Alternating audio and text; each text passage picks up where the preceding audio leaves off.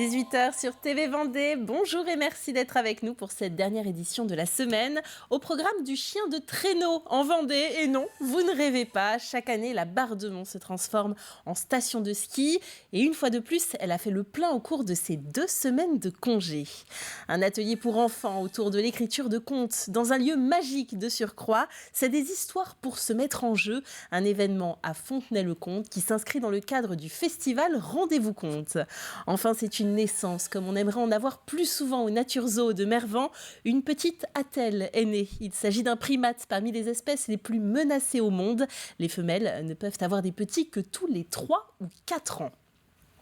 Mais parlons chien pour démarrer. Bientôt la fin des vacances d'hiver. Et cette année encore, pour profiter des activités d'hiver, il n'était pas forcément nécessaire de se rendre à la montagne. La Bardemont a réitéré ses journées vacances d'hiver avec ses activités devenues emblématiques de la station en basse saison. Les balades en raquettes, descente de luge ou encore randonnée en chien de traîneau ont fait les beaux jours des vacanciers et des Vendéens. Agathe Poulet et Alexandre Debray ont testé le chien de traîneau. Ok, c'est bien mon Sparrow, ouais. Ok, les chiens, allez. Marius et Louis font leur baptême en chien de traîneau. Un traîneau remplacé ici par un quadricycle que les 10 bêtes de l'attelage tirent pendant près de 3 km. Les chiens, allez.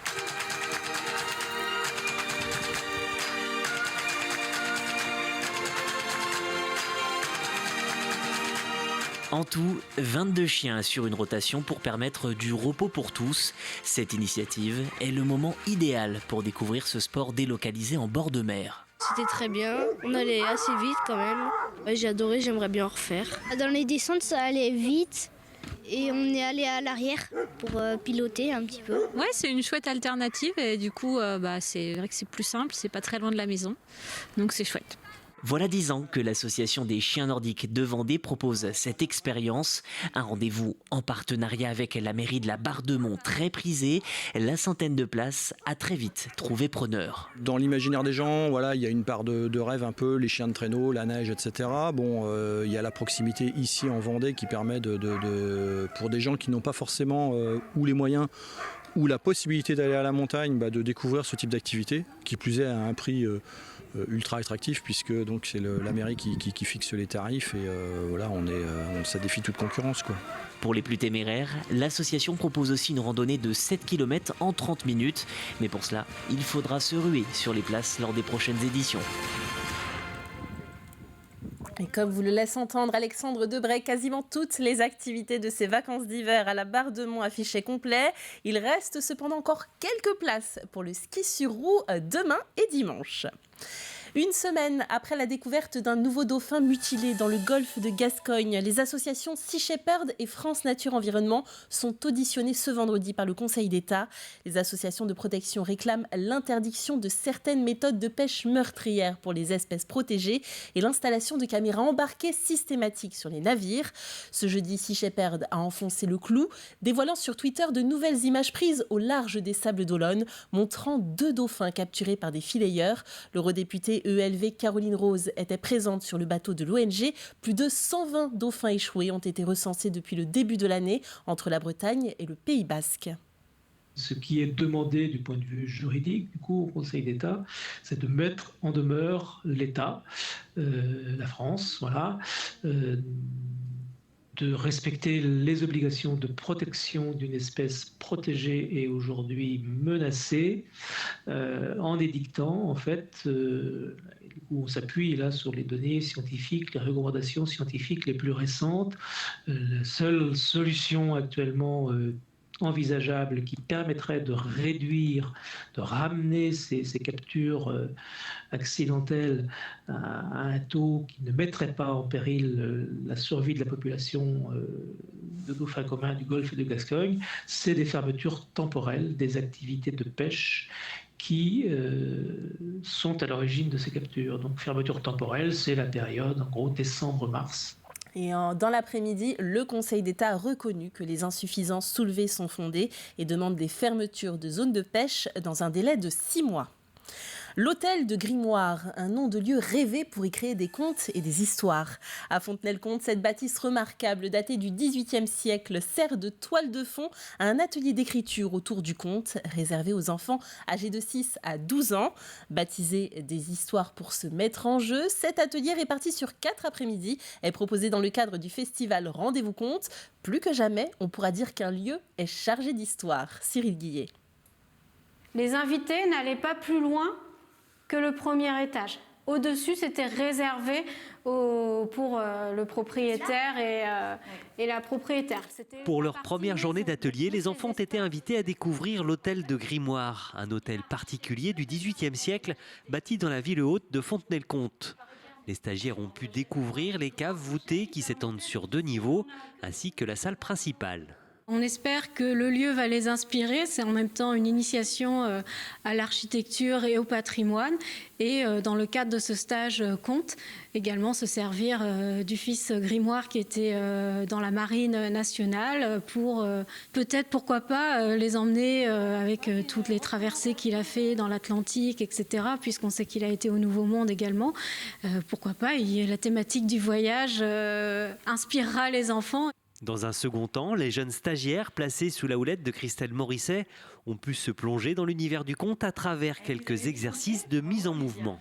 C'est pas juste la voix et puis c'est pas juste connaître une histoire parce qu'on vient de la lire ou voilà, là il y aura pas de support écrit et puis c'est un petit peu tout le corps qui raconte aussi, donc petit à petit se mettre le personnage dedans. Donc on fera des petits jeux comme ça dans la semaine et puis des petits jeux aussi autour des virlangues pour raconter des choses qui n'ont pas forcément de sens, mais voilà, des petites phrases un peu rigolotes pour s'emmêler la langue dans les dents. Et là, à l'entrée de la forêt, qui c'est qu'attend Félix? Le loup. Ponctués d'exercices et de mise en situation, les enfants auront donc 4 jours pour faire appel à leur esprit créatif et peaufiner leur récit. Donc ça va être de les plonger voilà, dans l'imaginaire et de s'autoriser à raconter en sachant que là, il n'y a pas de juste ou faux. À l'issue de ce stage, une restitution sera proposée aux parents. Un temps d'échange et de partage attendu avec impatience par ces jeunes stagiaires. Concentration et sérénité, ce sont les maîtres mots actuellement au Vendée Espace. Il s'y joue dès aujourd'hui le championnat de France jeune de tir à l'arc à 18 mètres, une compétition réservée aux moins de 21 ans sur le modèle de l'élimination directe. Après une première partie qualificative, près de 400 archers de 200 clubs vont s'affronter pendant 3 jours et parmi eux de jeunes licenciés de Grosbreuil passionnés. Moi, ce que j'aime dans ce sport, c'est les sensations qu'on ressent quand on tire sa flèche, quand on tire sur l'arc. Il y a aussi quand on fait du tir à l'arc 3D, les situations de tir. Donc, tir à l'arc 3D, c'est un tir où on doit estimer la distance, où on tire sur des animaux en mousse. Et donc, ils sont à différentes distances. Des fois, ils peuvent être dans des montées, des descentes. Et c'est ça que j'aime. Et aussi, il y a l'adrénaline quand on fait des duels, par exemple. On dirait pas comme ça, en voyant un sport, que les gens diraient statique. Mais il y a beaucoup d'adrénaline lorsqu'on est en duel contre quelqu'un directement, parce qu'on a la pression, on veut réussir et il faut gérer ce stress qui est très présent. Et pour en savoir plus, retrouvez la Vendée en direct de ce jeudi sur tvvendée.fr. Carnet rose au Nature Zoo de Mervan. Laïna, une petite attelle, est née à la fin du mois de décembre. Il s'agit d'un primate qui vit habituellement au Venezuela et en Colombie. Elle est parmi les espèces les plus menacées au monde. C'est dire si cette naissance fait la fierté du zoo. On regarde ces images attendrissantes, signées Agathe Poulet. Blottie au chaud dans les bras de sa maman, Laïna est la petite dernière de cette famille d'attelles au ventre blanc. Un heureux événement qui a eu lieu le 28 décembre dernier au zoo de Mervan. C'était une belle nouvelle qu'on avait déjà anticipée parce qu'on avait vu plusieurs mois avant que la femelle était gestante. Et on avait à peu près calculé la naissance et c'est tombé pile poil dans la semaine. Et donc on avait tout préparé à l'avance. Le petit bébé est né dans le bâtiment de nuit et ça s'est très bien passé. La mère s'en occupait très bien. Vivant principalement dans la canopée en Colombie et au Venezuela, cette espèce fait partie des plus menacées au monde par la déforestation et dont la période de reproduction a lieu seulement une fois tous les 4 ans. Le bébé va avoir une éducation très longue. À peu près 1 an, le bébé va rester accroché au ventre de la mère, vraiment ne pas du tout se déplacer. Et il va téter pendant au moins 3 ans de sa vie. Donc c'est quand même assez long. C'est pour ça que la mère ne peut pas faire d'enfants, d'autres petits, avant ses 4 ans. Des naissances rares qui font partie des programmes d'élevage mis en place par l'Association européenne des zoos et des aquariums, l'ASA, pour préserver les espèces en voie de disparition. Nous essayons de répondre au maximum à toutes les normes que nous imposent ces programmes d'élevage et notamment de faire de la reproduction chez certaines espèces ou dans certains cas de stopper un petit peu la reproduction pour éviter tous les problèmes de consanguinité et garder des espèces saines. L'avantage des zoos, c'est qu'on est tous en contact, notamment par les vétérinaires pour les études scientifiques et pour que chacun puisse apporter sa contribution à l'espèce. Et on arrive comme ça à avoir des naissances dont on est très fiers. Chaque année, le zoo de Nervan voit ses familles s'agrandir avec plusieurs nouveau-nés comme dernièrement des touracos et des lémuriens.